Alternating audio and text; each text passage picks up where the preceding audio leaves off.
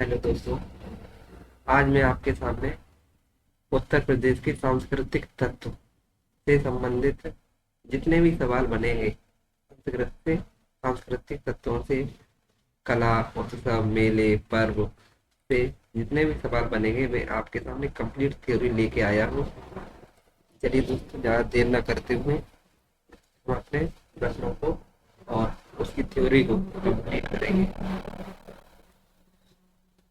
उत्तर प्रदेश की सांस्कृतिक परिधि के अंतर्गत ब्रज अवध ब्रज अवध भोजपुरी, बुंदेलखंड, रोहिलखंड आदि क्षेत्र स्थित हैं।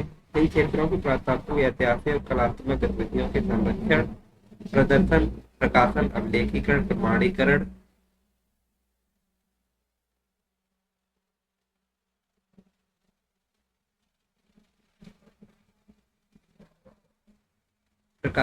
प्रमाणीकरण, अध्ययन हेतु प्रकाश ने राज्य सरकार ने 1957 ईस्वी में सांस्कृतिक विभाग की स्थापना की। किस विभाग की स्थापना की?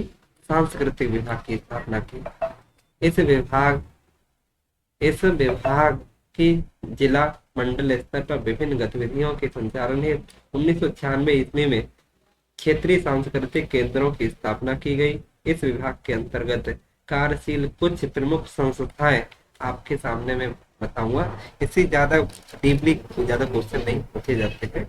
इससे संबंधित ज्यादा ये पहली संस्था है आपकी भारत खंडे संगीत संस्थान।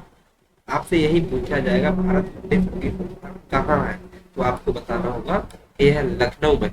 कहाँ है ये संस्थान कहाँ है? तो लखनऊ में है। अगर पूछा जाए आपसे कि इसकी स्थापना कब की गई थी, तो 15 जुलाई 1926 ईस्वी को marriage home college of Hindustani museum की नींव पड़ी थी। और आपसे पूछा जा सकता है कि भारत खंडे हिंदुस्तानी संगीत संस्थान इसका नाम रखा गया था उस बाद में। ठीक, इससे यही प्रश्न पूछा जाएगा कि भारत खंडे संगीत संस्थान कहाँ है? भारत खंडे संगीत संस्थान कहाँ है? तो लखनऊ में है। कहाँ है आपका? तो लखनऊ में है। आगे, राज्य राज्य ललित कला अकादमी। आपसे प्रश्न पूछा जाएगा कि राज्य ललित कला अकादमी कहाँ है? तो ये लखनऊ में है। ये आपकी कहाँ है? आपकी लखनऊ में। अगर पूछा जाए कि इसकी स्थापना का कब की गई थी, तो 1962 ईस्वी में इसकी स्थापना की गई थी। बस दोस्तों, यही है। संस्था कहाँ है, कब इसकी स्थापना हुई, और हो सकता है तो इसके उद्देश्य पूछे जा सकते हैं। जैसे फिर है आपकी भारतीय नाट्य अकादमी लखनऊ। भारतीय नाट्य अकादमी लखनऊ कहाँ है? ऐसे प्रश्न बनेगा आपका कि भारतीय नाट्य अकादमी कहाँ है? तो लखनऊ में है। इसकी स्थापना अगर पूछी जाए कि स्थापना पूछी जाएगी इसकी, तो 1975 ईस्वी में हुई थी। अगर उद्देश्य आपसे पूछा जाए किस उद्देश्य से की गई थी, तो उद्देश्य अगर पूछा जाएगा तो इससे भारतीय नाट्य अकादमी की स्थापना 1975 ईस्वी में की गई थी। मतलब मतलब लोगों को नाट्य जो होते हैं, नाट्य संगीत वगैरह होते हैं, उसको जागरूक करने के लिए इसकी स्थापना की गई थी। 1988 ईस्वी में रंगमंडल की स्थापना की गई। किसकी स्थापना की? रंगमंडल की स्थापना 1988 में की गई। आगे, अगला है उत्तर प्रदेश के संगीत नाटक अकादमी। पूछा जाएगा आपसे कि उत्तर प्रदेश के संगीत नाटक अकादमी कहाँ है? तो आप बताइए, लखनऊ में है। कहाँ है ये? लखनऊ में। लखनऊ में है। कब अगर स्थापना पूछी जाए तो 13 नवंबर 1963 ईस्वी में की गई। अगर पूछा जाए यह अकादमी क्या करती है भाई, बताओ किस उद्देश्य से इसकी स्थापना की गई, तो अकादमी संगीत, नृत्य, नाटक और लोक नृत्य की परंपराओं के प्रचार प्रसार और संवर्धन, परिरक्षण एवं महत्वपूर्ण कार्य करती है। अगला है राष्ट्रीय कथक संस्थान। कहाँ है ये?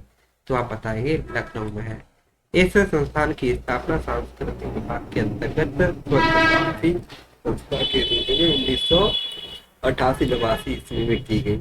अगर इसका उद्देश्य पूछा जाए, क्यों भारतीय कथक संस्थान क्यों स्थापित की गई थी, तो इसका उद्देश्य यही था कि राष्ट्रीय स्तर पर कथक के विविध घरानों की परंपराओं का अभिलेखीकरण और युवा प्रतिभाओं को प्रोत्साहन और वरिष्ठ कलाकारों के संरक्षण एवं नृत्य का संवर्धन करना था।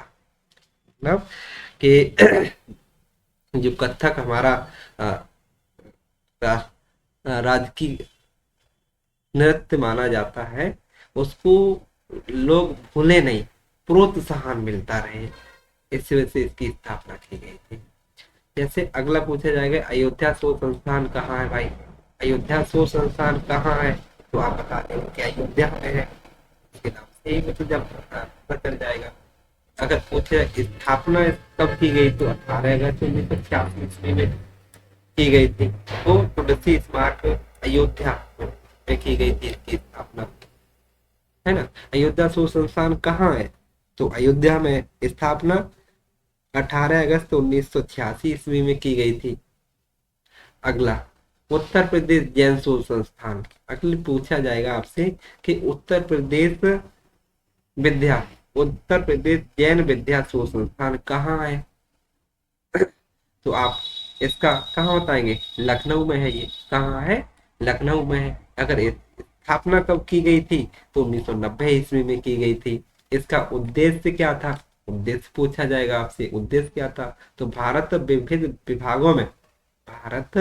विभिन्न भागों में प्रचलित जैन विधाओं का राष्ट्रीय संदर्भ में अध्ययन, शोध और तीर्थंकरों की सांस्कृतिक महत्व की परंपरा, आधारभूत मान्यताओं और मानवीय मूल्य और कला अवशेषों की विश्लेषण और संरक्षण आदि करना था। इसका भारतीय जैन विद्या शोध संस्थान लखनऊ में स्थापित किया गया था 1990। ये उसका उद्देश्य था। अगला है जनजाति एवं लोक सांस्कृतिक संस्थान। पूछा जाएगा कि जनजाति लोक कला संस्थान कहाँ है? तो ये भी आपका लखनऊ में है। स्थापना इसकी पूछी जाए कि कब की गई थी? 1996 ईस्वी में की गई थी। 1996 ईस्वी में इसकी स्थापना की गई थी। अगला है सांस्कृतिक तत्व। ये क्या होते हैं भाई सांस्कृतिक तत्व? यहाँ हम प्रदेश के संस्कृति का अध्ययन, विभिन्न सांस्कृतिक तत्वों और कला उत्सव, पर्व और मेले के कार्यक्रम में करेंगे। तत्व जो मनाए जाते हैं, जैसे कला मनाई जाती है, उत्सव मनाए जाते हैं, पर्व मनाए जाते हैं। आप जानते हैं अपने प्रदेश में पर्व बहुत सारे मनाए जाते हैं, मेले बहुत सारे लगते हैं उत्तर प्रदेश में। तो पहला है स्थापत्य कला। ये क्या होती है? कलाओं को भी भागों में बांटा गया है। पहले है प्राचीन कला। ये प्राचीन कला क्या है? प्राचीन लोगों में जो कलाएं प्रचलित थी, प्राचीन में भाई लोग भी कला मतलब जानते थे स्थापत्य कला के लिए। प्रदेश में स्थापत्य कला का प्राचीनतम अवशेष मौर्यकालीन है। कहाँ का माना जाता है? मौर्यकालीन है, जिसका निर्माण चुनार के बलुआ पत्थरों से हुआ था। इस काल के प्रमुख शिला स्तंभ स्तूप हैं। कैसे हैं? शिला स्तंभ क्या कहलाते हैं? स्तूप हैं, जिनमें से सारनाथ का स्तंभ मौर्यकाल का सर्वोत्तम नमूना माना जाता है। पूछा जाएगा कि मौर्यकाल का सर्वोत्तम नमूना किसे कहा जाता है? तो सारनाथ का स्तंभ कहा जाता है। किसे कहा जाता है? सारनाथ का स्तंभ को मौर्यकाल का नमूना कहा जाता है। अगला है आपका, और आप ये मान लीजिए कि ये पूछा जाएगा कि आपसे कि भीतर गांव का मंदिर कहाँ है? तो आप बताएंगे कानपुर में है। कहाँ पर है? कानपुर में है।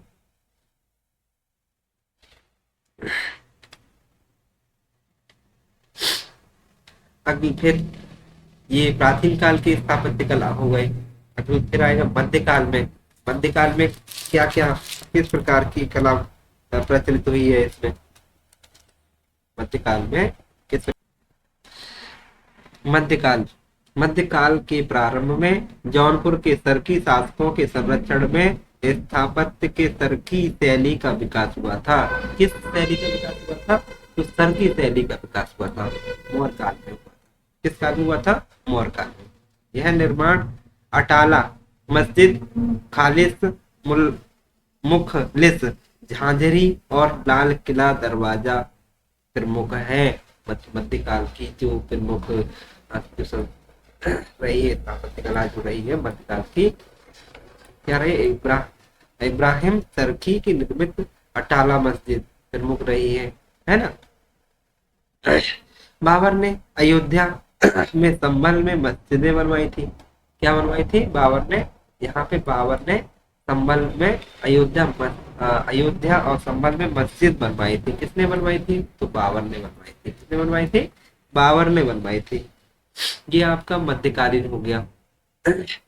मध्यकालीन। फिर आपका आता है आधुनिक काल। आधुनिक काल क्या है? आधुनिक काल में भी बहुत स्थापत्य कला रही है आपकी। आधुनिक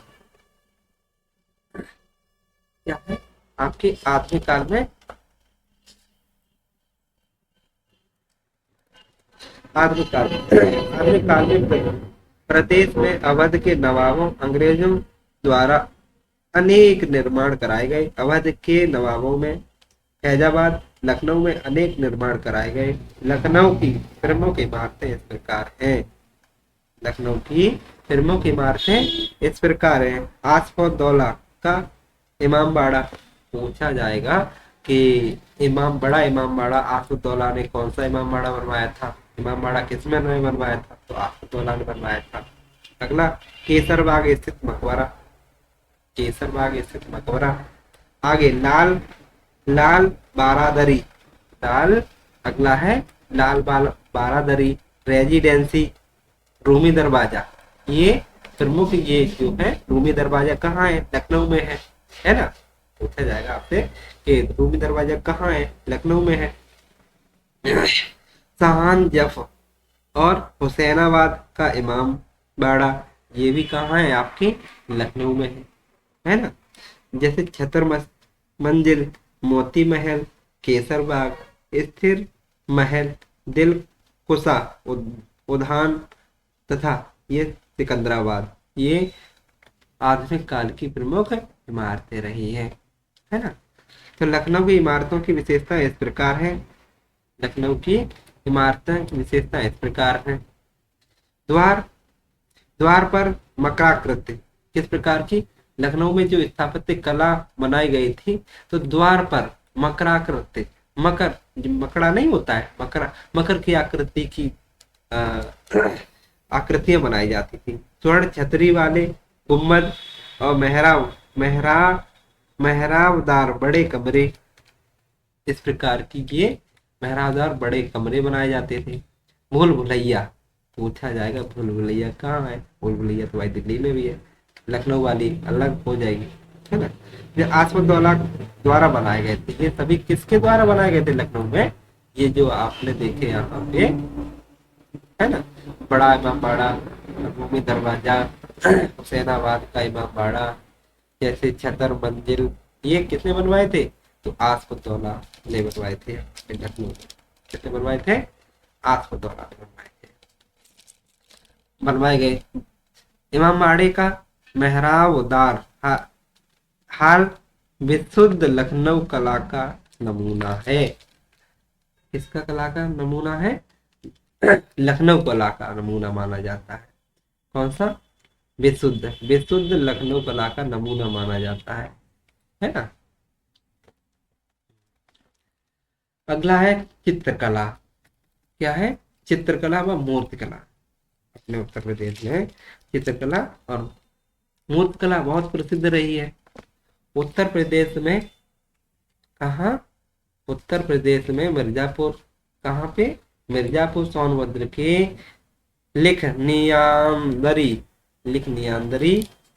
लिखनियांदरी, मानिकपुर, होशंगाबाद, जोगीमारा, रायगढ़ आदि स्थलों की गुफाओं में प्राचीन शैल चित्रकला के कुछ नमूने प्राप्त हुए हैं।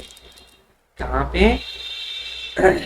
यहाँ चित्रकला के नमूने प्राप्त हुए हैं। ये नमूने प्राचीन काल में चित्रकला के विकास के बोधक माने जाते हैं। किसके बोधक माने जाते हैं? चित्रकला के माने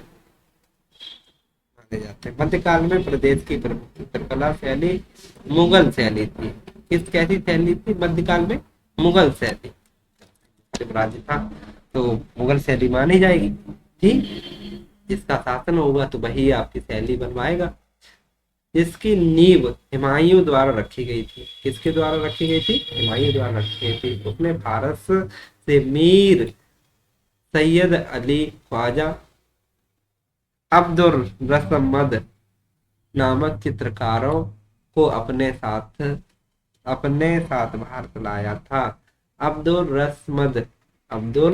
रसमद के चित्र गुलशन चित्र चित्रावली में संकलित है। कौन सी चित्रावली में संकलित है? गुलशन। गुलशन चित्रकली में संकलित है ना। अगला है, जहांगीर के समय मुगल चित्रकला अपने चरमोत्कर्ष पर थी। किसके समय में? जहांगीर के समय में। और मुगल चित्रकला का स्वर्ण युग पर था। इसमें आगरा में एक चित्रशाला बनाई गई थी। कहाँ बनाई गई थी? तो जहांगीर के काल में आगरा में चित्रशाला बनाई गई थी। औरंगजेब के समय चित्रकारों को संरक्षण मिलना बंद हो गया और कुछ चित्रकार काफी नरेशों ईश्वरी प्रसाद के यहाँ संरक्षण प्राप्त किए और यहाँ अपने अपभ्रंश किसके लिए? अपभ्रंश और कंपनी कंपनी शैली का विकास किया। ये चित्र काशी हिंदू विश्वविद्यालय के भारत भवन में संरक्षित है। मथुरा में जैन चित्रकला का विकास हुआ। सबसे पहले पूछा जाए कि जैन चित्रकला का विकास कहाँ हुआ मध्यकाल में? मथुरा में हुआ। प्रदेश में आधुनिक चित्रकला का विकास 20वीं शताब्दी के प्रारंभ में शुरू हुआ था। कब शुरू हुआ था? 20वीं शताब्दी में शुरू हुआ था। 1911 में लखनऊ में कला और शिल्प महाविद्यालय की स्थापना की गई। महाविद्यालय की शिल्प कला एवं शिल्प महाविद्यालय की स्थापना कहाँ की गई? 1911 में लखनऊ में की गई थी। कहाँ की गई थी? लखनऊ में की गई थी। 1949 ईस्वी में लखनऊ नगर निगम आर्ट गैलरी की स्थापना की गई। कहाँ की गई?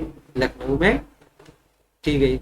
1962 में ललित कला अकादमी लखनऊ 1962 में ललित कला अकादमी 1962 में ललित कला अकादमी लखनऊ में स्थापना इसकी की गई थी। 1920 ईस्वी में वाराणसी में भारतीय कला परिषद की स्थापना की गई। पूछा जाएगा आपसे कि भारतीय कला परिषद की स्थापना कहाँ की गई थी?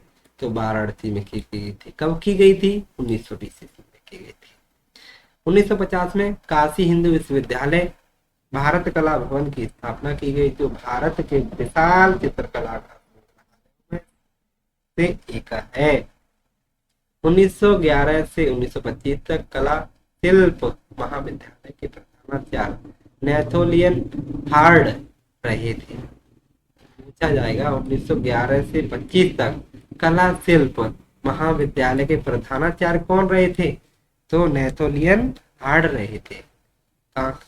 ये एक अंग्रेजी थे। अंग्रेज होते हुए भी उन्होंने देशज कला को आगे बढ़ाया था। देशज कला को आगे बढ़ाया। 1925 में बंगाल के असित कुमार हरदार, जो के अवनी बाबू और टैगोर के शिष्य किसके शिष्य? टैगोर के शिष्य लखनऊ आए और कला एवं शिल्प महाविद्यालय के प्रथम भारतीय प्राचार्य बने। कहाँ के बने? भारतीय प्राचार्य बने थे, है ना।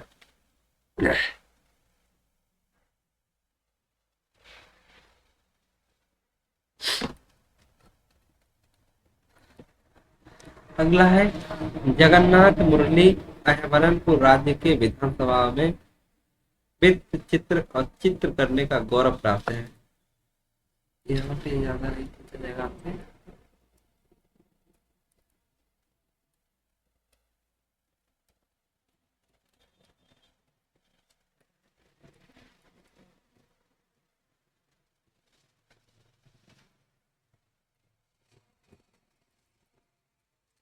ये देखिए दोस्तों, संगीत कला। कौन सी कला? संगीत कला। देखिए दोस्तों,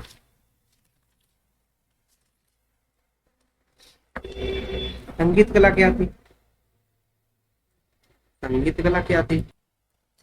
संगीत कला, उत्तर प्रदेश में संगीत कला का प्रारंभ धार्मिक प्रेरणा से हुआ, जिसका प्रमाण हमें उत्तर वैदिक कालीन सामवेद से प्राप्त होता है। किस वेद से प्राप्त होता है? संगीत। आपने सुना होगा, पढ़ा होगा कि किस वेद को, वेद हमारे चार हुए हैं, ऋग्वेद, यजुर्वेद, सामवेद और अथर्ववेद। तो ऋग्वेद को संगीत का जन्मदाता माना जाता है। आपसे ऋग्वेद को संगीत का जन्मदाता माना जाता है। जातकों के अनुसार भगवान बुद्ध के समकालीन कौशाम्बी नरेश बीड़ा के निपुण वादक थे। किसके वादक थे? बीड़ा के निपुण वादक थे कौशाम्बी नरेश। बीड़ा बीड़ा बजाते थे, है ना।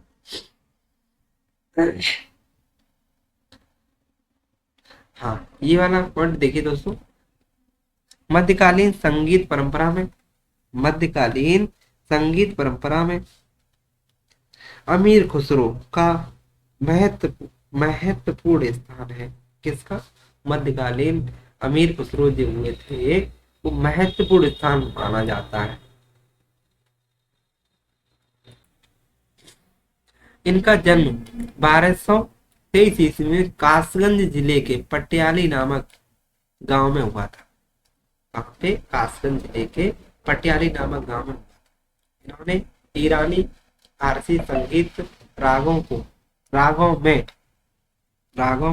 किसमें? रागों में भारतीय प्रचलित रागों का विस्तरण करके अनेक मधुर गानों का आविष्कार किया। खुसरो ने ईरानी अंदाज में कव्वाली, तराना, कलवाना और नक्शे गुल आदि शैलियों की थी। इसकी ईरानी फारसी संगीतों में भारतीय प्रचलित गीतों का मिश्रण करके आदि कव्वाली गाई थी। इन्होंने क्या गाई थी? कव्वाली गाई थी। ईराना कौल कलवाना और नक्शे गुल आदि शैलियों की स्थापना की थी। किसकी स्थापना की थी? शैलियों की स्थापना की थी। किसने? अमीर खुसरो ने। किसने? अमीर खुसरो साहब। ये कहाँ के? इनके बारे में ये पूछा जाता है कि अमीर खुसरो ज्यादा नहीं पूछा जाएगा, पूछा जाएगा अमीर खुसरो का जन्म कहाँ हुआ था। तो कासगंज जिले के पटियाली, कहाँ पे? कासगंज जिले जन्म हुआ था 1223 में। कहाँ हुआ था? कासगंज जिले के पटियाली नामक गांव में हुआ था। क्या हुआ था? पटियाली नामक गांव में हुआ था। ये कव्वाली गाया करते थे, तराना गाया करते थे। क्या गाते? तराना गाते, है ना। ये आज शैलियों की स्थापना की थी इन्होंने, है ना। जैसे झूमर आदि ताल आज भी लोकप्रिय हैं। इनके द्वारा द्वारा बनाए गए झूमर ताल आज भी लोकप्रिय माने जाते हैं। किसके द्वारा बनाए गए थे? ये अमीर खुसरो साहब के द्वारा बनाए गए थे। किसके द्वारा बनाए गए थे? अमीर खुसरो साहब के द्वारा बनाए गए थे, है ना। अमीर खुसरो ने उस समय में प्रचलित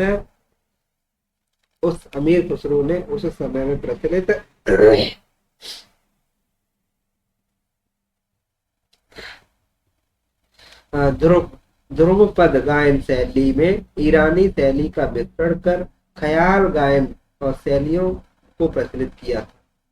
किस शैली में? ध्रुपद शैली में। किस शैली में गाया था? ध्रुपद शैली, है ना।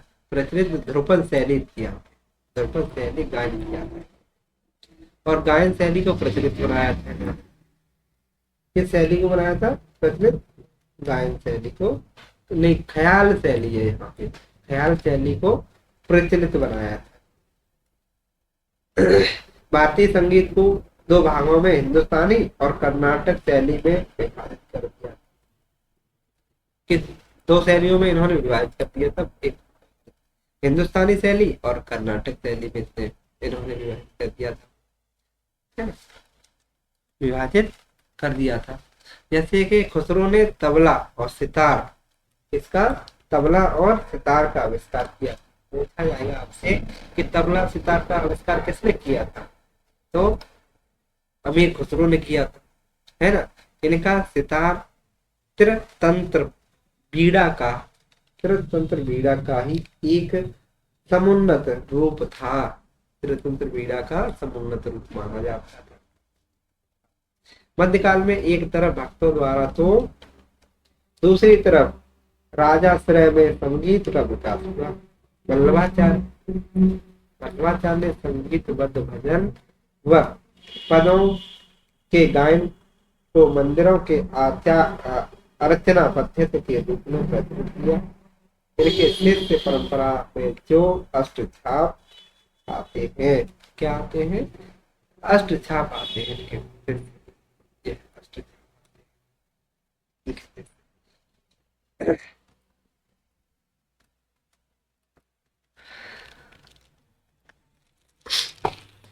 अष्टछाप के कवियों में अगर आपसे पूछा जाए कि अष्टछाप के कवि, ये तो पूछा जाता है कि अष्टछाप के कवि में कौन कौन आते हैं। सूरदास, नंददास और कुम्मन दास, परमानंद दास और परमानंद दास, चतुर्भुज दास आदि अष्ट कवियों में इनकी गिनती करी जाती है ना। प्रातःकालीन पद भैरवी ललित और आशाभारी आदि रंगों में मध्यकालीन पद सारंग जैसे रागों में तो मध्यकालीन पद यमन, धनाश्रयी, पूज्या, धनाश्रयी, केदार, मालकोस, कान्हारा आदि रागिनियां में गाते थे। में ये लोग गाया करते थे। सूरदासी मल्हार के प्रणेता सूरदासी माने जाते है ना। निम्बकाचार संप्रदाय के हरिदासी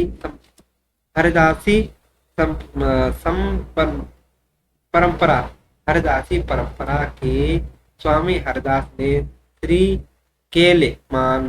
केलमाल अष्टछाप की रचना की थी। आपसे पूछा जाएगा श्री केलमान अष्टछाप की रचना किसने की थी, तो रचना किसने की थी, तो स्वामी हरिदास जी ने की थी। किसने की थी, हरिदास जी ने की थी। स्वामी हरिदास जी का जन्म अलीगढ़ जिले के, स्वामी हरिदास जी का जन्म अलीगढ़ जिले के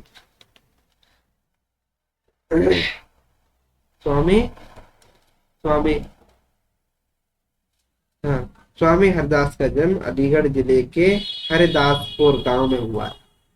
कौन से गांव में हुआ था, हरिदासपुर गांव में हुआ था। लेकिन इन्होंने अपना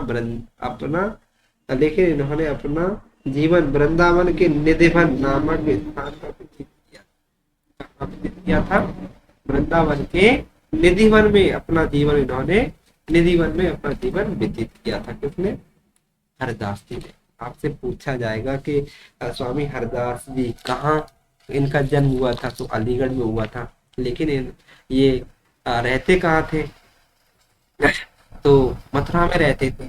कहाँ, मथुरा में भी पूछा जाए कहाँ रहते थे, तो वृंदावन में रहते थे। वृंदावन के निधिवन में कहाँ रहते थे, वृंदावन के निधिवन में रहते थे।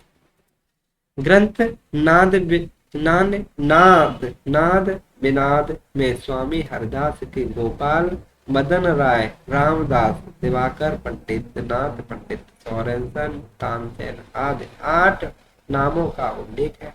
स्वामी हरदास ने तानसेन को राग दीपक, बैजू को राम मेघ और गोपाल को राग मालकोस आदि प्रसिद्ध कराया था। तानसेन ने स्वामी जी से बीड़ा वादन में भी प्रसिद्धि प्राप्त की थी। स्वामी हरदास की परंपरा में अनेक संगीतज्ञ हुए। उन्होंने संगीत परंपरा को समृद्ध किया था। किसने, स्वामी हरदास जी ने। किसने किया था? स्वामी हरदास जी ने। जैसे कि वृंदावन में प्रत्येक वर्ष स्वामी हरदास संगीत ध्रुपद मेले का आयोजन किया जाता है। ध्रुपद मेला कहाँ लगता है? तो वृंदावन में लगता है। कहाँ लगता है? ध्रुपद मेला कहाँ लगता है? आपसे पूछा जाएगा ध्रुपद मेला कहाँ लगता है, तो वृंदावन में लगता है ना। स्वामी हरदास को ध्रुपद धमार का प्रवर्तक प्रवर्तक ध्रुपद धमार का प्रवर्तक किसे कहा जाता है? तो स्वामी किसे कहा जाता है, बताओ जरा। स्वामी हरदास जी को कहा जाता है। किसे कहा जाता है? हरदास जी को कहा जाता है ना। साथ ही मंदिरों में ध्रुपद गायन द्वारा अर्चना क्या की? साथ ही इन्होंने ध्रुपद गायन द्वारा क्या की? इन्होंने अर्चना अर्चना पद्धति का भी प्रवर्तक माना जाता है। अर्चना पद्धति का प्रवर्तक किसे माना जाता है? ध्रुपद गायन तो है ही है भाई। ध्रुपद गायन पद्धति का स्वामी हरदास जी को माना जाता है ना। कुछ विद्वान ध्रुपद की डागुर बानी का भी तर्क स्वामी हरदास जी को मानते हैं। किसको मानते हैं? स्वामी हरदास जी को माना जाता है ना।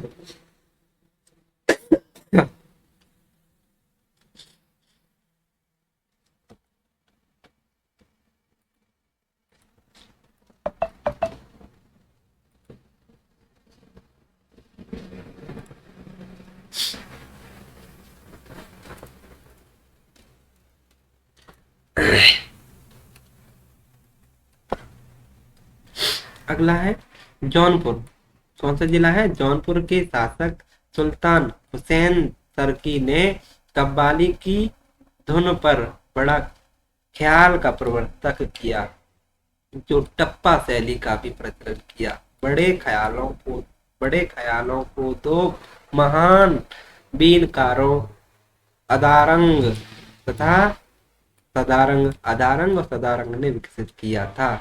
अगला ये पूछा जाएगा कि टप्पा शैली कहाँ की है? तो जौनपुर की है। किसने इसका किस टप्पा शैली को किसने विकसित किया था? तो हुसैन सरकी ने किया था। किसने किया था? हुसैन सरकी ने किया। दोस्तों जो मोस्ट इम्पोर्टेंट है मैं वही आ, बताने की कोशिश कर रहा हूँ, जिससे कि आपसे अधिक से अधिक प्रश्नों को बता सकूं, आपको अधिक से अधिक लाभ हो सके मेरे द्वारा बताए गए प्रश्नों के माध्यम से। अगला है मध्य मध्यकाल। मध्यकाल के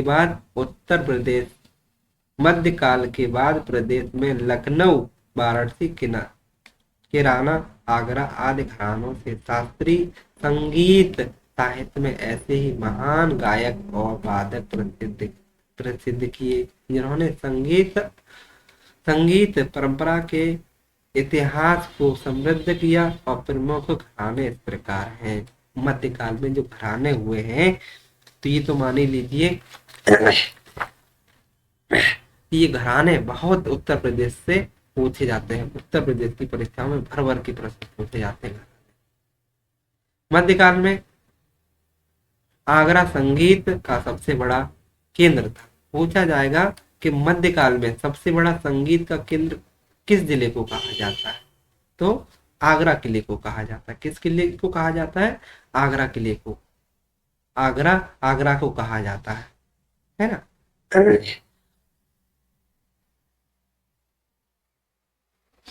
आगरा आगरा घराने में कौन कौन इसमें प्रसिद्ध हुए हैं?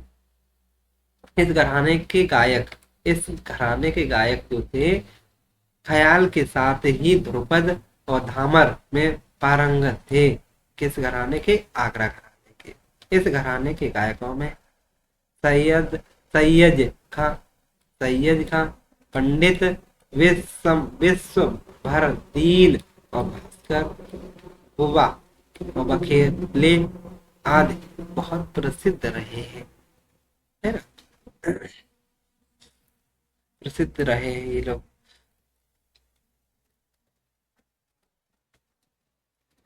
आगरा घराने की दूसरी, किसकी? आगरा घराने की दूसरी शाखा में ख्याल और ठुमरी, किसकी? कौन सी? ख्याल और ठुमरी गायन की प्रधानता थी। इसे कव्वाल या बच्चा घराना भी कहा जाता है। का आपसे पूछा जाएगा कव्वाल या बच्चा घराना किस घराने को कहा जाता है? तो आगरा घराने को कहा जाता है। किस घराने को कहा जाता है? आगरा घराने को कहा जाता है। लखनऊ घराना, अपने भाई लखनऊ में भी लोग प्रसिद्ध थे। अवध के नवाब वाजिद अली शाह, कहाँ के नवाब थे ये? अवध के रहने वाले थे वाजिद अली शाह। एक संगीत मर्मज्ञ, कला प्रेमी और संगीतज्ञ थे। उनके शासनकाल को अवध की कला की दृष्टि से स्वर्ण युग कहा जाता है। क्या कहा जाता है? स्वर्ण युग कहा जाता है। किसकी कला को? लखनऊ घराने की कला, है ना, स्वर्ण युग कहा जा सकता है। उनके दरबार में बिंदादीन जैसे कथक नृत्य, कौन से? बिंदादीन कथक नृत्य। पूछा जाएगा कि कथक नृत्य से कौन संबंधित था? तो बिंदादीन, ये कहाँ के रहने वाले थे? तो किस घराने से संबंधित थे? तो लखनऊ घराने से, है ना। किस घराने से संबंधित थे? तो लखनऊ घराने से संबंधित। आचार्य कोदो सिंह और पखावज शोभा बढ़ाते थे। उनके दरबार में ठुमरी भाव और श्रृंगार प्रधान बंदिशों का विशेष प्रचलन था, जो अधिक भैरवी और काफी खम्माज, तेज चित्तौड़ी आदि राग राग थी। सतीब चांदी 14 मात्रा, जल जल ताल कहराव कहरावा आदि तालों में गाय गाई जाती थी। यह घराना मुख्यतः ख्याल और ध्रुपद गायन के लिए प्रसिद्ध था। कौन सा घराना? लखनऊ घराना ख्याल गायन की से संबंधित था। जैसे कि खुर्शीद अली खां, लखनऊ कौन से? खुर्शीद अली खां किस घराने से संबंधित थे? तो लखनऊ घराने से संबंधित थे। किस घराने से संबंधित थे? लखनऊ घराने से संबंधित थे। आगे अगला पूछा जाएगा आपसे कि मियां गुलाम नबी नबी सौरी ने टप्पा शैली का प्रवर्तन किया था। टप्पा शैली का प्रवर्तन किसने किया था? तो मियां गुलाम नबी सौरी ने किया था। किसने किया था? टप्पा शैली का मियां गुलाब ने। गजल की बेगम अख्तर, गजल की बेगम अख्तर इसी घराने की थी। किस घराने की? लखनऊ घराने की थी। किस घराने की थी? लखनऊ घराने की थी। सादिक अली खान, जो सादिक अली खान थे, ये बीड़ा से संबंधित थे। किससे संबंधित थे? बीड़ा से। जैसे मौदू खां और बख्सूर खां ने तबले के लखनऊ घराने का सूत्रपात किया था। पूछा जाएगा कि लखनऊ के तबले के सूत्रपात किसने किया था? तो मौदू खां द्वारा बख्सूर खां के द्वारा किया गया था, है ना।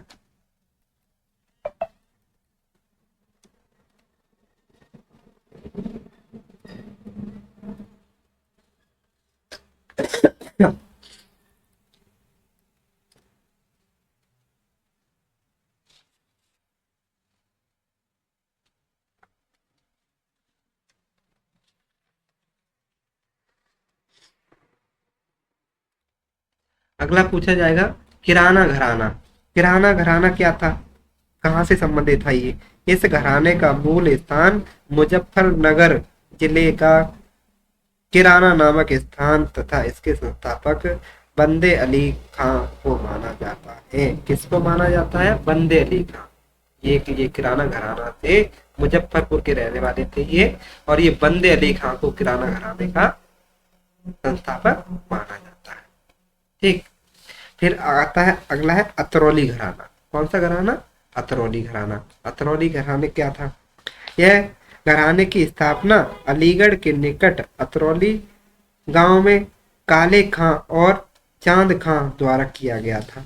किसके द्वारा? अतरौली घराने की काले खां और चांद खां के द्वारा अतरौली घराने की स्थापना की गई थी। यह घराना ध्रुपद धमार गायन के लिए प्रसिद्ध था। पूछा जाएगा ध्रुपद ध्रुपद धमार गायन के लिए प्रसिद्ध कौन सा घराना था? तो अतरौली घराना था। कौन सा घराना था? तो अतरौली घराना था। अगला है बनारस घराना। कौन सा घराना? बनारस घराना। बनारस घराना क्या था? जैसे काशी में संगीत को आश्रय काशीराज द्वारा मिला। इस घराने के गायक ख्याल के साथ ही ठुमरी, टप्पा, कजरी, चैती, भजन, गजल और ध्रुपद धमार के गायन में परम पारंगत रहे हैं। परंतु इस घराने में ठुमरी अंग की गायकी को आधुनिक प्रसिद्धि मिली है। किसको? ठुमरी अंग को। इस घराने को, ठुमरी अंग को गायन की प्रसिद्धि मिली हुई है। कौन से घराने को? बनारस घराने को। बनारस काशी से संबंधित।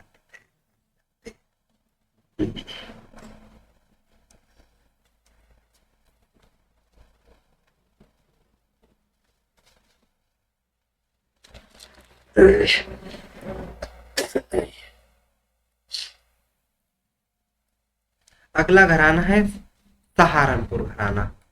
पूछा जाएगा आपसे, सहारनपुर घराने में कौन प्रसिद्ध था? इस घराने के संस्थापक सूफी संत खलीफा मोहम्मद जमा थे। कौन से थे संस्थापक? सूफी संस्थापक थे खलीफा मोहम्मद जमा। इसके इस घराने के संस्थापक माने जाते हैं, है ना।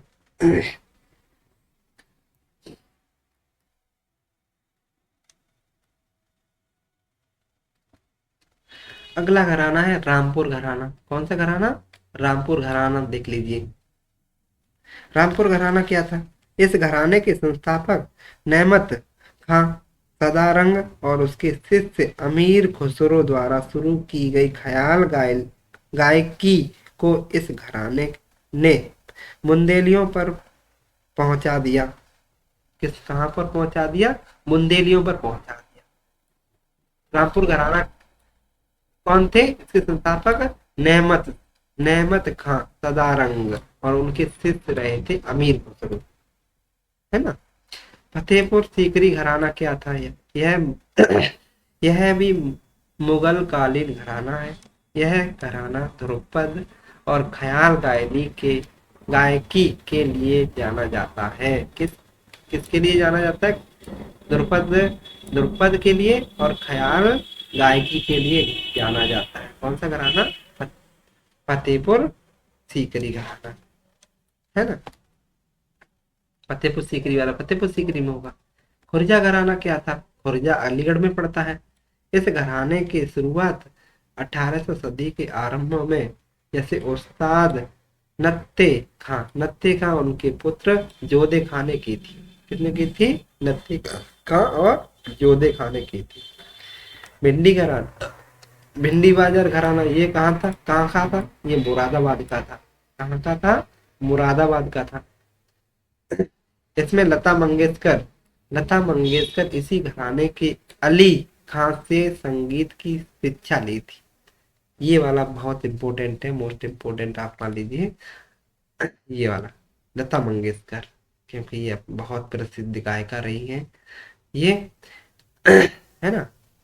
छज्जू खां और नजीर खां और खादिम हुसैन खां के मुंबई के भिंडी बाजार में जाकर बस जाने से इस घराने की स्थापना लता मंगेशकर इसी घराने से थी। भिंडी बाजार घराना मुरादाबाद के छज्जू खां, ये छज्जू खां मुरादाबाद के, लेकिन मुंबई में जाके बस गए थे, इसी घराना से संबंधित थे।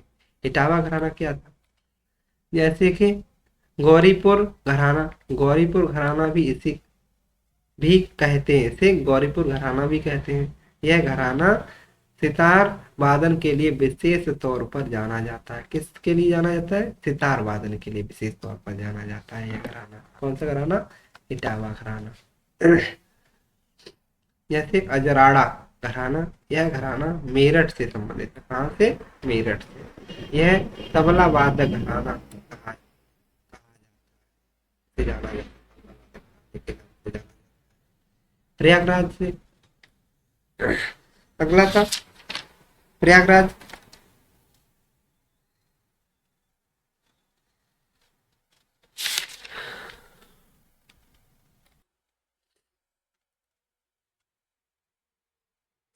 संगीत कला।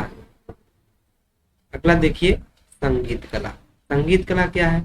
प्रदेश में लोक गीतों की एक प्रसिद्ध समृद्ध परंपरा रही है। यह क्षेत्र और अवसर के अनुसार लोक गीतों से सुर लय ताल आदि में काफी भिन्नता देखने को मिलती है और प्रदेश में क्षेत्रवार गाए जाने वाले प्रमुख लोक गीत इस प्रकार है।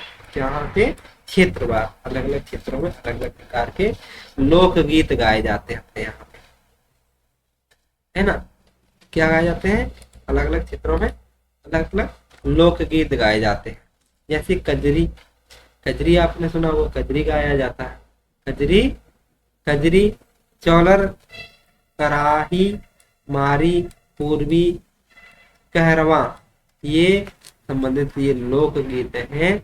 ये कव्वाली आदि लोकगीत पूर्वांचल में गाए जाते हैं। कहाँ गाए जाते हैं ये वाले लोकगीत? पूर्वांचल में गाए जाते हैं। कजरी बरसा ऋतु का लोकगीत है। ये इसकी उत्पत्ति मिर्जापुर में मानी जाती है। मिर्जापुर में भाद्र कृष्ण तृतीया को विंध्यावासिनी देवी के जन्मोत्सव कजरी पर्व के रूप में मनाया जाता है। आपसे पूछा जाएगा कि कजरी पर्व कहाँ मनाया जाता है मुख्य रूप से, तो मिर्जापुर में मनाया जाता है। कहाँ मनाया जाता है? मिर्जापुर में मनाया जाता है ना। अगला,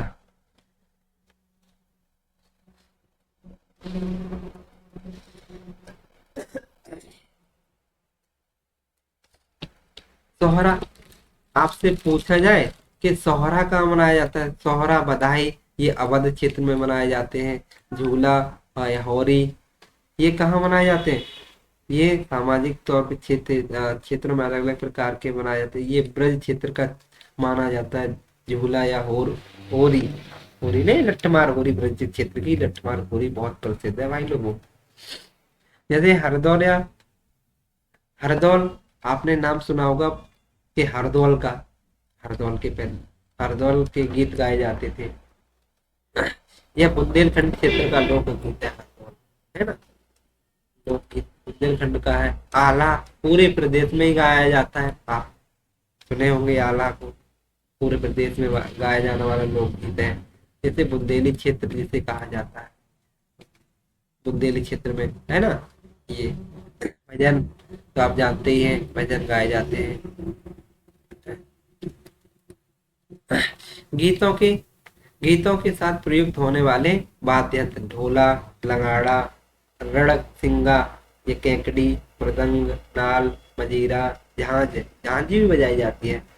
जैसे करताल, मेला भी बजाया जाता है। चम्मच भी बजाई जाती है। हारमोनियम भी आप ये चीजों तो बजाई ही जाती है ना। लोक नृत्य क्या है? शास्त्रीय नृत्य। लोक नृत्य में शास्त्रीय नृत्य क्या माने जाते हैं? लोक नृत्यों में शास्त्रीय नृत्य को बहुत महत्वपूर्ण माना जाता है। प्रदेश के प्रत्येक अंचल में लोक गीतों में भिन्नता के साथ ही लोक नृत्यों में भी भिन्नता मिलती है। क्या मिलती है? लोक नृत्यों में भी भिन्नता मिलती है। शास्त्रीय नृत्य का विकास। अगला है, राज्य के शास्त्रीय नृत्यों का विकास बाद में हुआ, लेकिन लोक नृत्य की परंपरा और बहुत प्राचीन लोक गीतों के साथ लोक नृत्यों का विशेष महत्व है। अतः विभिन्न अवसरों पर गाए जाने वाले लोक गीतों के साथ साथ कुछ साथ नृत्य भी किए जाते हैं। जैसे प्रदेश का एकमात्र, कौन सा? प्रदेश का एकमात्र साथ साथ किए जाते हैं। प्रदेश का एकमात्र कथक। पूछा जाता है कि एकमात्र कथक कैसा नृत्य है? तो शास्त्रीय नृत्य, जिसका प्रारंभ मंदिर के पुजारियों द्वारा कथा वाचते समय हाव भाव के प्रदर्शन से माना जाता है। कथा वाचते समय पुजारी होते कथा वाचते समय हाव भाव के प्रदर्शन से माना जाता है। उत्तर प्रदेश का शास्त्रीय नृत्य कौन सा है? बताओ तो कौन सा है? कथक। एकमात्र शास्त्रीय नृत्य है कथक।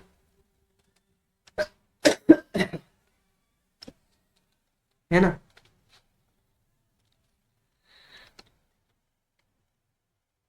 अगला है नृत्य कला। क्या है? नृत्य कला। नृत्य कला से पहले ये देख लीजिए कि भारत खंडी संगीत संस्थान पहले बता चुके हैं। ये कहाँ है? लखनऊ में है। कहाँ है? और राष्ट्रीय कथक संस्थान भी लखनऊ में ही है आपका, है ना। तो लोक नृत्य संस्थान कहाँ है? लोक नृत्य संस्थान क्या होते हैं? प्रदेश के प्रत्येक अंचल में लोक गीतों में भिन्नता के साथ ही लोक नृत्यों में भी भिन्नता मिलती है। जैसे कार्तिक नृत्य ब्रज क्षेत्र में गौड़ी परंपरा, लोक भक्त मृदांग की धुन हारमोनियम का कीर्तन करते हैं। क्या करते हैं? कीर्तन करते हैं। जैसे कि रास नृत्य, ये भी रास नृत्य ब्रज क्षेत्र में भी मनाया जाता है। जैसे झूला नृत्य, ये भी ब्रज क्षेत्र का ही नृत्य है। मयूर नृत्य भी, ये भी ब्रज क्षेत्र का ही नृत्य है भाई। जैसे नरसिंह नृत्य, ये भी ब्रज क्षेत्र का नृत्य है। जैसे चरकुला, पूछा जाता है कि चरकुला कहाँ का नृत्य है? तो ब्रज क्षेत्र का। किस क्षेत्र में गाया जाता है? तो चरकुला ब्रज क्षेत्र का नृत्य है। यह नृत्य होली के आसपास होता है। इसमें महिलाएं क्या करती हैं?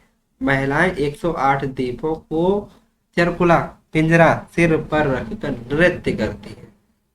देख लीजिएगा कि यूपी पीसीएस में ये वाला प्रश्न पूछा गया था कि ब्रज क्षेत्र चरकुला कहाँ का नृत्य है। भाषा में दे रखा था कि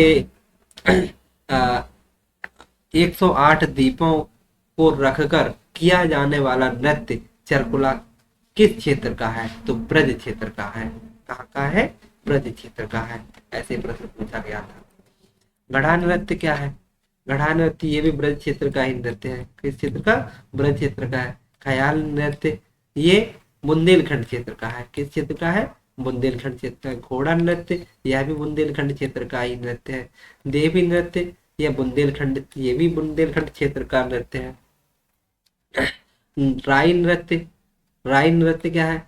यह भी बुंदेलखंड की महिलाओं द्वारा मांगलिक अवसर पर श्री कृष्ण जन्म अष्टमी आदि उत्सवों पर किया जाता है। इस नृत्य के गीत श्रृंगार के परक होते हैं। किसके परक होते हैं? श्रृंगार के। पाई डंडा नृत्य कहाँ का? उत्तर प्रदेश के बुंदेलखंड का क्षेत्र है ये, है ना। अगला कनारा नृत्य बुंदेलखंड का क्षेत्र है ये। जैसे कि दीवारी नृत्य भी बुंदेलखंड क्षेत्र का ही नृत्य माना जाता है। माना नहीं जाता है। धोबिया नृत्य ये विवाह और संतानोत्पत्ति पर पूर्वांचल में यह धोबी समुदाय द्वारा गाया जाता है। कहाँ पे? धोबी समुदाय द्वारा पूर्वांचल में, उत्तर प्रदेश के पूर्वांचल में। जैसे कठफोड़वा नृत्य ये पूर्वांचल का नृत्य है। कहाँ का है? पूर्वांचल का नृत्य है।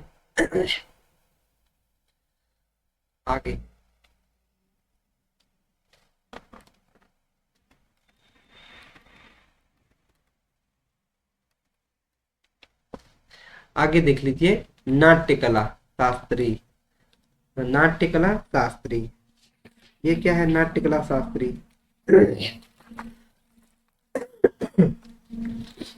आधुनिक भारतीय हिंदी रंगमंच का जनक वाराणसी के भारतेंद्र हरिश्चंद्र को माना जाता है। जबकि भारतेंद्र साहित्य बालकृष्ण भट्ट, देवकी नंदन त्रिपाठी और शीतला प्रसाद गोपाल हिंद, राधा कृष्ण दास और माधव शुक्ल को हिंदी नाटक का प्रजापति कहा जाता है।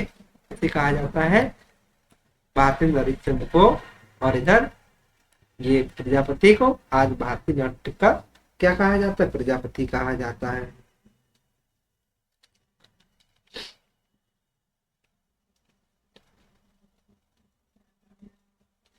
हाँ भारतेंद्र ने पूर्व में 1843 ईस्वी में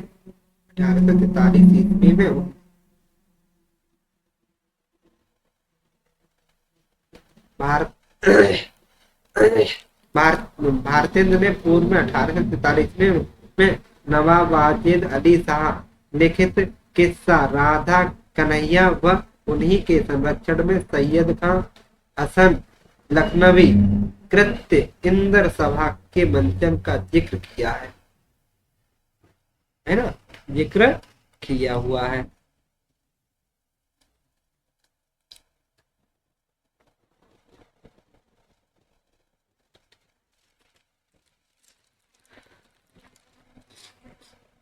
अगला है नाट्यकला। नाट्यकला क्या है? नाट्यकला प्रदेश के अंचलों में लोक नाट्य की एक समृद्ध परंपरा रही है।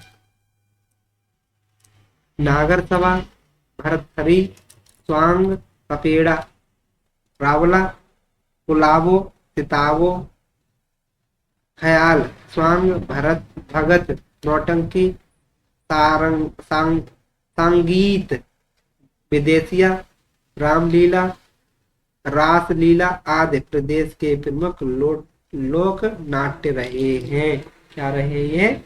आदि लोक नाट्य रहे हैं।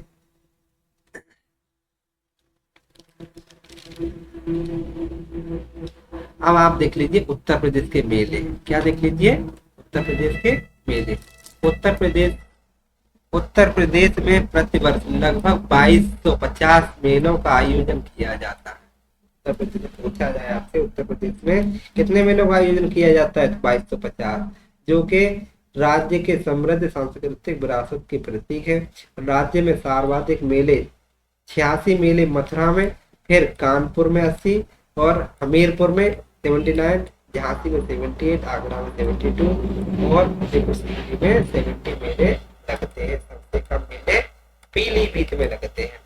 आपसे पूछा जाएगा सबसे मेले ज्यादा कहाँ लगते हैं, तो मथुरा में लगते हैं। सबसे कम मेले कहाँ लगते हैं, तो पीलीभीत में लगते हैं। वार्षिक वार्षिकोत्सव। प्रमुख वार्षिकोत्सव प्रदेश के सांस्कृतिक विभाग द्वारा प्रत्येक वर्ष अनेक उत्सवों का आयोजन किया जाता है। इन वार्षिक उत्सवों में से कुछ प्रमुख उत्सवों के बारे में संक्षिप्त वर्णन किया जा रहा है। जैसे लखनऊ महोत्सव कहाँ लगता है? तो लखनऊ में लगता है भाई। अवध परंपरा की संगीत नृत्य वैभव, जनाकत एवं नफासत का दिग्दर्शन कराया जाता है ना। वाराणसी उत्सव वाराणसी में है। जैसे सुलह कुल उत्सव पूछा जाता है। सुलह कुल उत्सव हिंदू मुस्लिम एकता का यह उत्सव आगरा में लगता है। पूछा जाएगा सुलह कुल उत्सव हिंदू मुस्लिम एकता का कौन सा उत्सव है जो एक माना जाता है? तो सुलह कुल उत्सव है। कहाँ लगता है? तो आगरा में लगता है। कन्नौज उत्सव पर्यटन के लिए जाना जाता है। कहाँ लगता है? कन्नौज में लगता है प्रत्येक वर्ष। ताज महोत्सव कहाँ लगेगा? ताज महोत्सव आगरा में है, तो आगरा में लगेगा ताज महोत्सव। पूछा जाता है कि कब लगता है? फरवरी माह में लगता है ना। प्रयाग महोत्सव प्रयाग में लगेगा, प्रयागराज में लगेगा। त्रिवेणी महोत्सव कहाँ लगता है? फरवरी माह के प्रयागराज में लगता है ना। आगे कंपिल महोत्सव फर्रुखाबाद में लगता है। पूछा जाते हैं कि कंपिल महोत्सव कहाँ लगता है? फर्रुखाबाद में लगता है ना। जैसे सरधना महोत्सव यह कहाँ लगता है? मेरठ में। सरधना महोत्सव कहाँ लगता है? मेरठ में लगता है। जैसे लट्ठमार महोत्सव, ये आपसे बहुत प्रसिद्ध है कि लट्ठमार होली कहाँ की प्रसिद्ध है? तो ये मथुरा की भाई। मथुरा जिले के बरसाना में उसके एक बाद नंदगांव की प्रसिद्ध है। बरसाना की और नंदगांव की होली प्रसिद्ध है। बुंदेलखंड के लोध राजपूत बहुत लगभग 300 गांवों में भी लट्ठमार होली मनाई जाती है। बुंदेलखंड में भी लट्ठमार होली मनाई जाती है। बिठूर गंगा महोत्सव पूछा जाता है। बिठूर गंगा महोत्सव कहाँ लगता है? तो बिठूर कानपुर के बिठूर में लगता है। गंगा महोत्सव कहाँ लगता है? तो यह महोत्सव वाराणसी में लगता है। यमुना महोत्सव कहाँ लगता है? ये मथुरा में लगता है। कहाँ लगता है? मथुरा में लगता है। कबीर महोत्सव पूछा जाएगा आपसे, तो संत कबीर नगर में लगता है। ये जीवन दर्शन को आप अधिकाधिक प्रसारित करने हैं संत कबीर ने जनपद के मगहर में प्रत्येक वर्ष इस उत्सव के मेले का आयोजन किया जाता है। झांसी महोत्सव झांसी में लगेगा, कब लगेगा, फरवरी में लगेगा, वहां में लगेगा। सैफई महोत्सव सैफई में लगेगा, जनवरी वहां में, है ना। सैफई इटापा इटापा में पड़ती है। जैसे कि कजरी महोत्सव मिर्जापुर में लगता है। कहाँ लगता है? मिर्जापुर में लगता है ना। आगे चलचित्र फिल्म से संबंधित, चलचित्र फिल्म से संबंधित आप देख लीजिए प्रमुख है। भारत के फिल्म उद्योग हिंदी में दर्शकों एवं कलाकारों दोनों ही दृष्टि से उत्तर प्रदेश का महत्वपूर्ण स्थान रहा है। बॉलीवुड के हिंदी फिल्मों का सबसे बड़ा बाजार उत्तर प्रदेश ही है। फिल्म उद्योग के अनेकों जाने माने कलाकार जैसे नौशाद, मज मजरूह आदि मजरूह सुल्तानपुरी, जावेद अख्तर, सवाना आजमी, कैफी आजमी, शकील बदायूनी, नीरज रज, रज मासूम रजा, अमिताभ बच्चन। कौन? अमिताभ बच्चन भी यही अपने उत्तर प्रदेश के रहने वाले, उत्तर प्रदेश आदि उत्तर प्रदेश के ही निवासी रहे हैं ये लोग, है ना।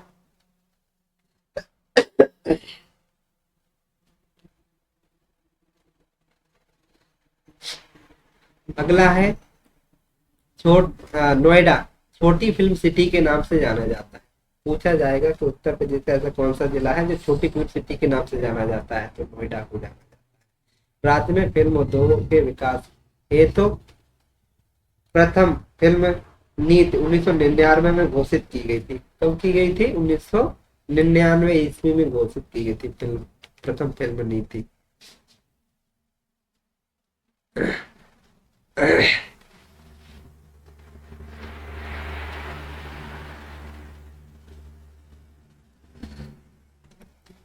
अगला है, अगली हेडिंग है जो फिल्म नीति के उद्देश्य से उत्तर प्रदेश फिल्म बंद का गठन किया गया। प्रदेश में निर्मित होने वाली फिल्मों के निर्माण हेतु वित्तीय सहायता की संस्तुति करने का दायित्व फिल्म बंधु का होता है, होता है ना।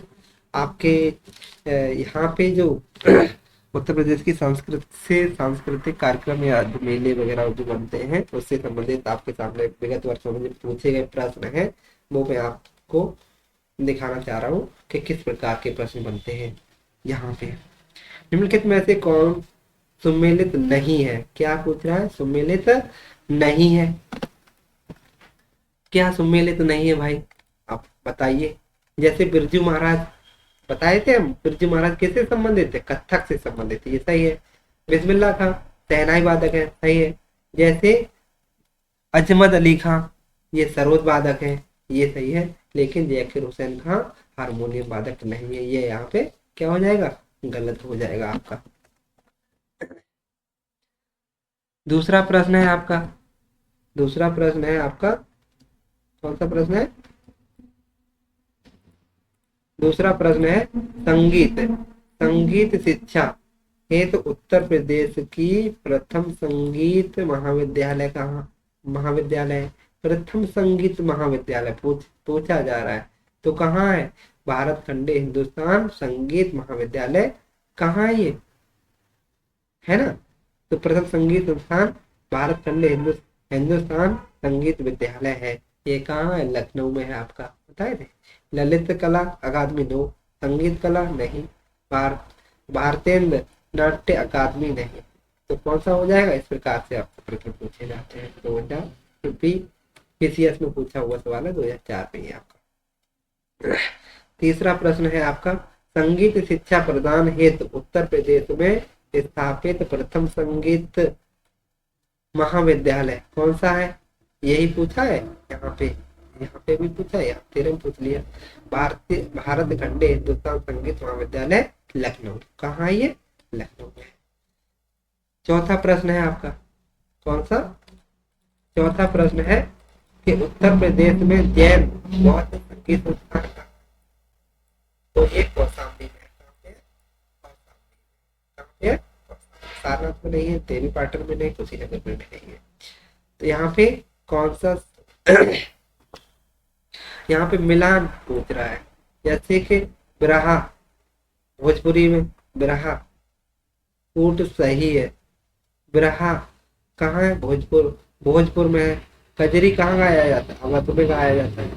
जैसे कि हमारा, हमारा बुंदेली में, गरासिया, ब्रज, सॉरी, रसिया, रसिया कहाँ गाया जाता है? मनाया जाता है, गाया जाता है, ब्रज में मनाया जाता है। तो आपका कौन सा प्रश्न सही हो जाएगा? चौथा हो जाएगा, घटिया ऑप्शन। अमीर खुसरो ने किस विकास में अग्रणी भूमिका निभाई थी? पूछा था। अमीर खुसरो कहाँ के रहने वाले थे? उत्तर प्रदेश की। उत्तर प्रदेश में जिला पूछा जाए तो अमीर खुसरो कासगंज जिले के पटियाले, तो कहाँ के थे? खड़ी बोली से संबंधित। उत्तर प्रदेश सांस्कृतिक केंद्र, उत्तर प्रदेश सांस्कृतिक केंद्र कहाँ है? ये प्रयागराज में है आपका। आगरा में है, लखनऊ में, वाराणसी में है? बताइए आप। प्रयागराज में है। इस प्रकार मेरा मेरा उद्देश्य यही है कि आपको प्रश्नों को दिखाना कि किस प्रकार के प्रश्न पूछे जाते हैं। ये आपके एमपीपीसीएस के प्रश्न है। सितार मिश्रण है, सितार मिश्रण है, किसका सितार मिश्रण होता है? ये बीड़ा और तमूरे का मिश्रण होता है सितार, है ना। कर्मा किस क्षेत्र का लोक नृत्य है? तो सोनभद्र का है। किसका है? सोनभद्र का है ना। निम्नलिखित में सम्मिलित नहीं है। इसमें आल्हा कहाँ गाई जाती है? बुंदेलखंड क्षेत्र में गाई जाती है, सही है। जैसे कि रसिया बरसाना में गाई जाती है, ब्रज क्षेत्र में। कजरी मिर्जापुर में। बिरहा कन्नौज में। नो, यही यही गलत हो जाएगा, है ना। यही निम्नलिखित में से सबसे प्राचीन वाद्य यंत्र है? सबसे प्राचीन कौन सा? बीड़ा है, सितार है, तबला है, सरोद है, बीड़ा। बीड़ा सबसे प्राचीन वाद्य यंत्र माना जाता है। अगला है सुमेलित करें, सुमेलित करना। उस्ताद विसायत खां, उस्ताद विसायत खां किससे संबंधित थे? ये सितार वादक थे। जैसे कि फिदा हुसैन, फिदा हुसैन किससे संबंधित थे? हिंदी रंगमंच से संबंधित थे। जैसे सितारा देवी किससे थी? तो कथक से संबंधित थी। कथक एकमात्र शास्त्रीय नृत्य है उत्तर प्रदेश का। और कहाँ है इसकी संस्था? लखनऊ में है। जतिन भट्टाचार्य, ये कौन थे? ये सरोद वादक थे। कौन थे? सरोद वादक। तो इसका ऑप्शन में कौन सा सही हो जाएगा? चौथा हो जाएगा। तानसेन का मकबरा कहाँ है? ये ग्वालियर में है। कहाँ है? ग्वालियर में। जैसे राई लोक नृत्य का संबंध यूपी के निम्न में से किस एक क्षेत्र से है? कौन सा नृत्य? राई नृत्य। तो बुंदेलखंड में गाया जाता है भाई राई नृत्य। ताज महोत्सव कहाँ गाया जाता है? बताइए, बताओ। लखनऊ में है। किस महीने में गाया जाता है? तो फरवरी में गाया जाता है। ठुमरी गायक का गिरिजा देवी का संबंध है बरसाना घराने से। किस घराने से? बरसाना घराने से। लोक नृत्य ब्रज क्षेत्र संबंधित है। लोक नृत्य ब्रज क्षेत्र किससे संबंधित है? बताओ। तो चरकुला से संबंधित है। किससे? चरकुला से। सैयद सालार मेला कहाँ लगता है? तो बहराइच में लगता है। बुंदेलखंड में फसल कटाई की जाती है। कटाई के समय किया जाता है, सोरा किया जाता है। क्या किया जाता है? सोरा किया जाता है। बुंदेलखंड का लोकप्रिय लोकगीत है आला है। हरिदास जयंती प्रतिवर्ष मनाई जाती है। कहाँ? वृंदावन में मनाई जाती है। कहाँ पे मनाई जाती है? वृंदावन में मनाई जाती है। ये दोस्तों हम खाली आपको दिखा रहे हैं कि किस प्रकार के प्रश्न थे। आप ये रखिएगा, इधर छोड़ दीजिए। अगला निम्नलिखित में से उत्तर प्रदेश के लोक नृत्य नहीं है? चरकुला है, रास है, कर्मा है, जैसे कि मुरिया नहीं है। राई लोक नृत्य है। कहाँ का? बुंदेलखंड का है। भारत खंडे संगीत संगीत नाट्य संस्थान कहाँ है? डीम्स, डीम्स विश्वविद्यालय 2001 में स्थापना की गई थी। तो विख्यात चित्र सत्यम शिवम सुंदरम की रचना किसने की थी? किसने की थी? जो जो शिवनंदन नौटियाल ने की थी। किसने की थी? शिवनंदन नौटियाल ने की थी। हिंदू मुस्लिम एकता का प्रतीक सुलह कुल महोत्सव मनाया जाता है आगरा में। आगरा में सुलह कुल महोत्सव, है ना। लखनऊ के सांस्कृतिक क्रियाकलापों को योगदान नहीं देता है, हिंदी देती है। दूल्हे खां देते हैं, लियाकत खां देते हैं, लेकिन मेहंदी नहीं देती है। चित्रकला की मुगल शैली का आरंभ किया गया था, हुमायूं ने किया। किसने किया था? हुमायूं ने किया था। जैसे यहाँ पे सम्मिलित पूछ रहा है, सम्मिलित करना है आपको। गोविंद साहब अम्बेडकर से संबंधित थे। आगे कैलाश मेला कहाँ लगता है? आगे आगरा में लगता है। सैयद सलार का मेला बहराइच में लगता है। जैसे शाकंभरी मेला सहारनपुर में लगता है। कहाँ लगता है? सहारनपुर में लगता है। उत्तर प्रदेश में वर्षा के समय गाया जाने वाला लोक नृत्य कजरी गाया जाता है। क्या गाया जाता है? कजरी गाया जाता है। मिर्जापुर प्रसिद्ध है। मिर्जापुर तो कजरी के लिए प्रसिद्ध है। किसके लिए प्रसिद्ध है? सम्मिलित नहीं पूछ रहा है इसमें। जैसे बिरजू महाराज कथक से थे, हाँ है। जैसे आला महोत्सव आला महुआ से, सही है। जैसे कि अमजद अली खान सरोद वादक थे, सही है। जैसे कि बिरहा कन्नौज में, ये गलत है। शास्त्रीय शास्त्रीय नृत्य उत्तर प्रदेश संबंधित है। कथक एकमात्र शास्त्रीय क्या है? शास्त्रीय नृत्य, एकमात्र शास्त्रीय नृत्य कथक उत्तर प्रदेश का है। जैसे शाकंभरी देवी मेला कहाँ लगता है? मेरा उद्देश्य दोस्तों यही है कि आप लोगों ये देख लीजिए कि किस प्रकार से प्रश्न पूछे जाते हैं। यहाँ ये प्रश्न लाने का मेरा यही उद्देश्य है। शाकंभरी देवी का मेला कहाँ लगता है? तो सहारनपुर में लगता है। जैसे कि बहराइच सुल्तान रायबरेली किस बोली जाती है? बरेली किस बोली के क्षेत्र में आती है? तो अवधी क्षेत्र में आती है। सम्मिलित नहीं है। कौन सा सम्मिलित नहीं है? बिरहा पूर्वी उत्तर प्रदेश में, कजरी रोहिलखंड में, ये गलत हो जाएगा। चेता अवध और भोजपुरी में बोली जाती है। बुंदेलखंड का लोकप्रिय नृत्य नहीं है, तो ख्याल नृत्य है। जैसे कि पाईडंडा है, राई नृत्य है, लेकिन बढ़ैया नृत्य नहीं है। लठमार होली बताए थे पहले, बरसाना में की जाती है। वृंदावन मथुरा में, गोकुल में, नो बरसाना में की जाती है ना। देखिए दोस्तों कितने यहाँ पे नजदीकी सटीक से प्रश्न दे रखे हैं। तो आपको बरसाना मानना है, लठमार होली, है ना। अयोध्या अयोध्या के किस संगीतकार ने शास्त्रीय संगीत में टप्पा शैली का विकास किया था? जैसे कि खुशी महाराज ने किया था। किसने किया था? खुशी महाराज ने। तो चलिए दोस्तों, आपका ये चैप्टर आपका पूरा कंप्लीट होता है। अगर आपको दोस्तों प्रश्न और ये मेरा कंटेंट अगर आपको सही लगा हो, तो आप इस चैनल को सब्सक्राइब करें और लाइक करें। इसी प्रकार प्यार बरसाने के लिए दोस्तों आपका तहे दिल से धन्यवाद। बहुत बहुत धन्यवाद दोस्तों।